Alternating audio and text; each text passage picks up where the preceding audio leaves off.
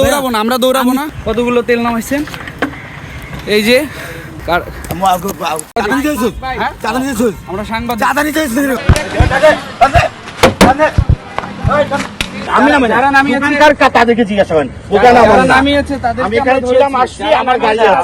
আমার গাড়ির জন্য বসে আছি, অ্যাম্বুলেন্স আছে।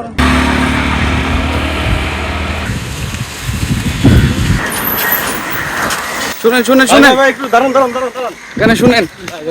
আপনি কে? ক্যামেরাতে আপনি, আচ্ছা আচ্ছা সাইডে আসেন, এখানে আসেন, এখানে আসেন।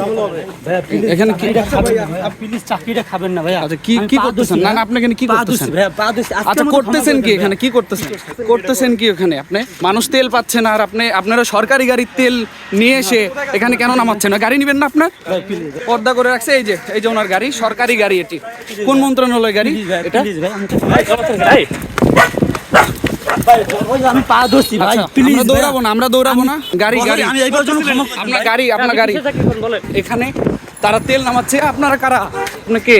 আনতে এদিকে কি করতেছেন? গোছাই ফেলছেন সবকিছু না? কতগুলো তেল নামাইছেন? এই যে আগারগাঁয়ের ঠিক পাশেই এই যে গাড়ি থেকে তেল নামানো হয়, আমরা দেখছি এই গাড়িটি সরকারি গাড়ি।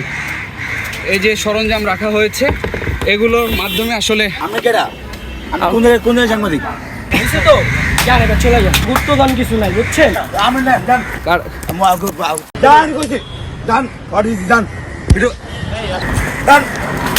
গায়ে হাত দিন না, গায়ে হাত দিন।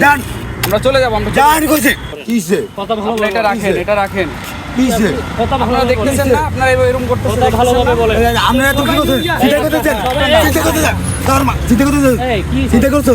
চিন্তা করবি কয়টা দিন তোর তোর কয়টা দিন গো, তোর কয়টা দিন গো, চাঁদার লেগে আইছো, তোর কয়টা দিন চাঁদার কথা বলছেন? কয়টা দিন তোর কয়টা দিন চাঁদা নিতে এসেছিস? চাঁদা নিতে এসেছিস? আমরা সাংবাদিক। চাঁদা নিতে এসেছিস? কয়টা দিন গো, কয়টা দিন গো, আমরা সাংবাদিক। আমরা সাংবাদিক। জানতে যা।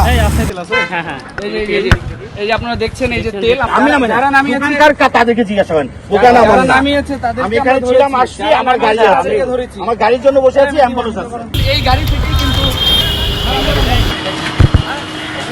দাঁড়ান ভাই, এই গাড়ি থেকেই কিন্তু তেল এখানে নামানো হয়। একটি সরকারি গাড়ি। আমরা তার সাথে কথা বলার চেষ্টা করেছি, তিনি কিন্তু এখান থেকে পালিয়ে গেছে। এবং এই যে এখানে যাদেরকে দেখছেন, তারা আমাদের উপর বারবার হামলার চেষ্টা করছে। আমরা আইন শৃঙ্খলা বাহিনীর সঙ্গে কথা বলেছি, তারা এখন পর্যন্ত এখানে পৌঁছায়নি। এভাবেই কি চলতে থাকবে এগুলো সিন্ডিকেট?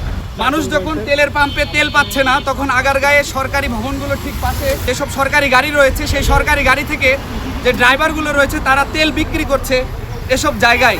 তারা সরকারি তেল পাচ্ছে ফ্রিতে, সেই তেলগুলো নিয়ে এসে তারা এখানে রাস্তায় বিক্রি করছে। খুপরির মতো করা হয়েছে, খুপরির মধ্যেই এই তেলগুলো বিক্রি করা হচ্ছে। আমরা তাদের সঙ্গে কথা বলতে গেলে তারা হামলার চেষ্টা করেছে এবং ধাক্কাধাক্কির ঘটনাও ঘটেছে এবং ড্রাইভার কিন্তু গাড়ি নিয়ে পালিয়ে গেছে।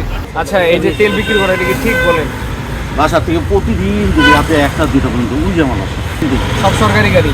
এটা তো হচ্ছে নতুন, এইটা হচ্ছে নতুন, ওইটা পুরা, এটা গ্রাম হইয়া ঘুরে আসে। বিকালবেলা 9টার পরে গাড়ি সিরিয়াল বাসায়। এটা কি ঠিক যে সরকারি গাড়ি থেকে এভাবে তেল বিক্রি করে? আমরা বলতে যে বড় ভাই হাতে নাই তেল এখনো রয়েছে গাড়ি থেকে যে নামাচ্ছিল। 999-এ কল করার পরে আমরা আইন শৃঙ্খলা বাহিনীকে এখানে পেয়েছি, র্যাব 2 এর যারা রয়েছে। ওনাকে মারতে এসেছে। ওরা আবার মারতে আসছে। এই যে দেখতে পাচ্ছেন, হ্যাঁ, এই যে এই গাড়িটা বইয়ে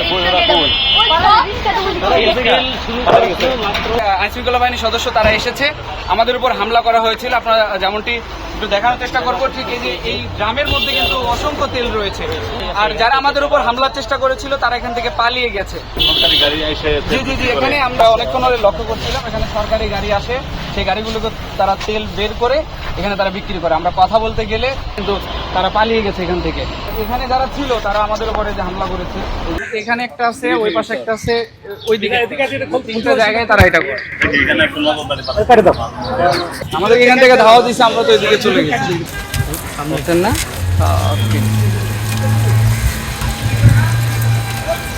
এই যে তেলগুলো, এই টাঙ্কিগুলোতে সবগুলোতেই তেল আছে। এই তেলগুলোই নামানো হচ্ছিল গাড়ি থেকে। বাইর করে তো বিক্রি করে হেলায় মনে হয় বাইর হ্যাঁ বিক্রি করে। এখানে আসছিল তিনজন, এখানে তিনজন ছিল যারা পরে তেলগুলা নিচ্ছিল, মানে ওরা নামাচ্ছে, এরা তেল নিচ্ছে এখান থেকে। এইটা নিয়ে যাও, এইটা জব্দ করে নিয়ে যাও। কিছুরই ফেলানো উচিত, এগুলো না রাখলে আর আইতেও পারবে না, বইতেও পারবে না। এটাই একশো। সকাল থেকে অবজার্ভ করছিলাম আর এই যে ড্রামের মধ্যে এরা তালা দিছে, চলে গিয়েছে। কিছু লাঠি সোটাও তারা রাখছিল যেগুলো ওরা নিয়ে দৌড় দিছে। কোনটা ভাই?